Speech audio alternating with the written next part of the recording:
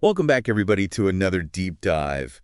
Today, we're going to be looking at the mayorship of Jeff Wagner. Here in Pasadena. Yeah, right here in Pasadena, Texas. Right. We've got a whole bunch of articles and legal documents here. Should be a really interesting deep dive with some twists and turns.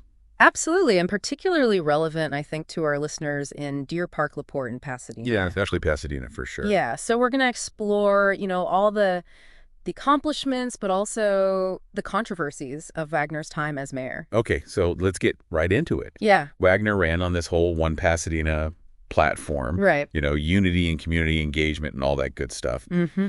And he did deliver on some pretty impressive projects. Yeah. You've got the brand new 7,500-seat performance arena, the complete overhaul of Pasadena Boulevard. Oh, yeah. $58.1 million invested in drainage mitigation.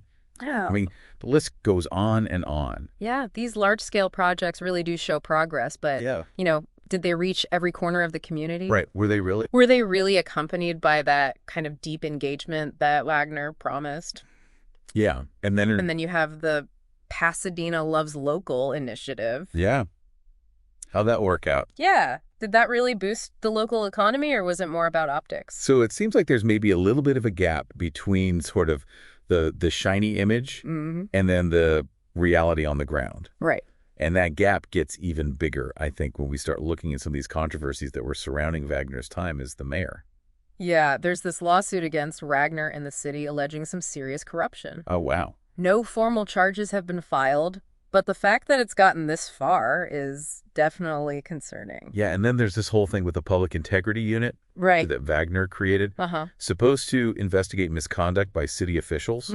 But then you have some council members saying that it actually gave Wagner too much control over a body that was supposed to be holding him accountable. Councilman Cody Ray Wheeler even called it unnecessary, saying that Pasadena already had mechanisms for this kind of investigation. So it raises a question for residents: how much influence should a mayor have over a unit that is policing his own administration? Right. Is that truly transparent? And let's not forget about those campaign sign tampering accusations that came from Wagner's opponent in the 2017 runoff election. Right. Adds another layer of suspicion, I think, to the whole thing. Absolutely. And these controversies, even if they never lead to formal charges, they can really erode public trust in local government. Yeah, for sure. And once that trust is gone, it's hard to rebuild. Yeah, it's hard to get back. It really makes you wonder, what would it have taken for residents to feel confident that that one Pasadena vision was truly inclusive and accountable? Yeah, that's a great question. And it gets even more complicated, I think, when you bring in Wagner's family history. Turns out his two brothers, Keith and Michael Wagner, were convicted for being involved in a drug sting operation back in 1999. Oh, wow. And actually, Keith was a deputy with the Pasadena City Marshal's office at the time. Really? Yeah, so both brothers ended up serving prison sentences for their involvement in this whole scheme. It's a tough situation. Yeah, and, this obviously doesn't directly relate to Jeff Wagner himself. Right. But it certainly must have influenced how people viewed his administration. I would imagine so, yeah. How much does a politician's personal life, especially something as serious as this, how much does that impact your trust in their leadership? It's an interesting question to think about. Oh. Now, let's shift gears a little bit and look at some of the legal battles that Pasadena faced while Wagner was in office.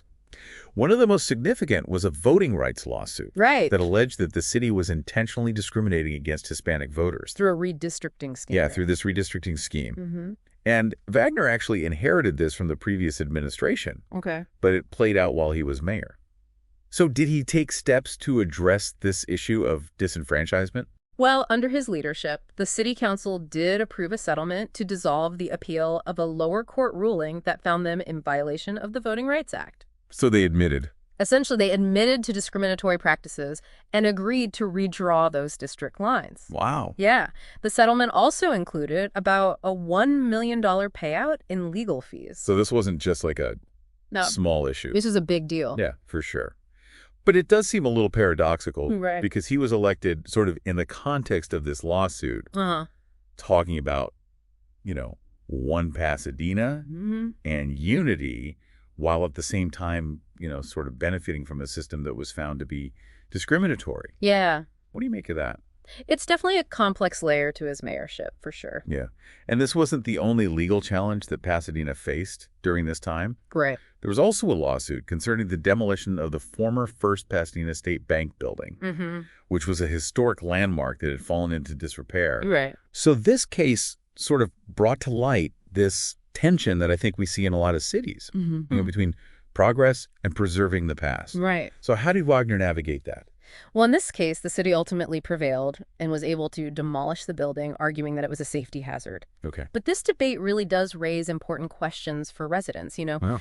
How much do you value preserving historical landmarks? How do you weigh that against the need for development and progress? And how should our elected officials be thinking about these kinds of decisions? Exactly. These are all really important points to consider. And it seems like Wagner's time as mayor was marked by a lot of tough choices. Yeah. And it's not always clear, did he make the right call? But before we go any further, I kind of want to just pause for a moment and bring it back to our listeners. Yeah. Think and act locally. We're all about, thinking and acting locally here. Absolutely. Does any of this resonate with your experience at Pasadena? We want to make sure you have the information you need to be active participants in shaping your city. Yeah, for sure. And informed citizenry is vital for a thriving community. Yeah, and so far in this deep dive, is there anything that's really stood out to you? What's caught your attention? Now, let's get back to this deep dive. There's one more legal case I think we need to talk about. Okay. And it really highlights those challenges of balancing progress and the needs of the community. All right, let's hear it. This last case involved a property owner named Oz. Okay. Who found himself in a battle with the city over parking requirements. He was ordered to add 23 parking spaces to his lot. Oh, wow. Even though he argued that they weren't needed and that they wouldn't even physically fit. Wait, so the city was demanding something that was impossible? He definitely thought so, and he actually filed a lawsuit against the city. Oh, wow. And he managed to get a temporary injunction from the Harris County District Court to prevent them from enforcing these parking requirements. So he was basically saying, look, this is ridiculous. What was the city thinking? It's hard to say for sure without knowing all the details, but it does raise questions about, the city's approach to regulation and how willing they are to actually work with residents and business owners. Right. Was this just an isolated incident, or is this something bigger? Yeah, and it seems like this kind of ties into that broader pattern we've been seeing with Wagner, right? Yeah. A mix of genuine progress and positive initiatives. Uh-huh. But alongside these questions about transparency, accountability, and fairness. It's a complicated legacy. It really is. Jeff Wagner's tenure is a paradox. Yeah, on the one hand, you have all these achievements, investments in infrastructure, community engagement. Right. But then you have these controversies that just keep popping up. Yeah, the allegations of corruption, the concerns about the public integrity unit, the questions about his family history. Right. It makes it hard to just focus on all the good things. Exactly. It casts a shadow over his whole time in office. So where does this leave us? What's the takeaway for the residents of Pasadena and the surrounding areas? Well, I think this dip dive has shown us that Jeff Wagner's legacy is complicated. For sure. There are undeniable achievements, but there are also these legitimate concerns about how those achievements were reached. Yeah, it's not a simple story. Not at all. It reminds us that progress can be messy. And that even the leaders with the best intentions can find themselves caught up in controversy. Right. Ultimately, it's up to each resident to decide how they weigh those factors. Do the accomplishments outweigh the concerns, or vice versa?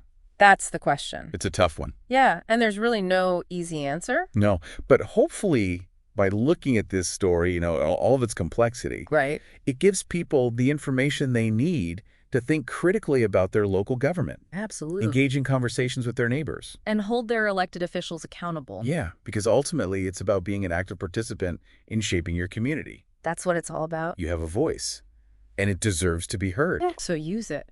It's interesting you bring up that idea of active participation. Yeah. We've talked about Wagner's vision for Pasadena, but what about the residents? Right, did they feel empowered to shape their community? Yeah. Or did all these controversies kind of get in the way of that?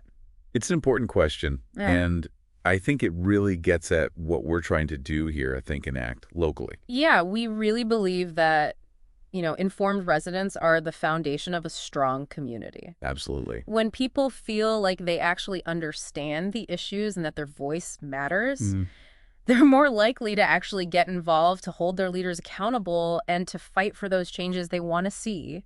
Yeah, and that engagement can take so many different forms, Yeah. attending city council meetings, writing to your representatives, organizing groups. Having conversations with your neighbors. Yeah, just talking about the issues with people around you. Exactly. It's about being informed, speaking up, and being a part of the solution. Yeah, and I think that's really what this deep dive into Jeff Wagner's mayorship is all about.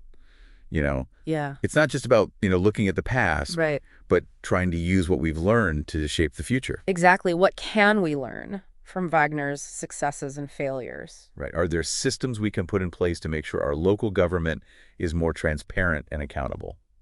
And how can we be more proactive in holding our leaders to those high standards? These are all questions that I think we should all be asking ourselves. Yeah, for sure. And hopefully by really digging into the complexities of Wagner's time in office, it gives you the tools and knowledge you need to start those conversations and to make a difference in your community. That's the goal. So as we wrap up this deep dive, I think the final thought here is that, Wagner's legacy is definitely a complicated one, but ultimately the story of Pasadena, it's still being written. Absolutely. And you, the residents, have the power to shape what that next chapter looks like. So what will your contribution be? What will you do? And as always, if you find value in these deep dives, please consider supporting Think and Act locally. Yeah. So we can continue providing you with this kind of information. You can find a link to donate in the show notes. Thanks for tuning in. And remember, Think and Act locally.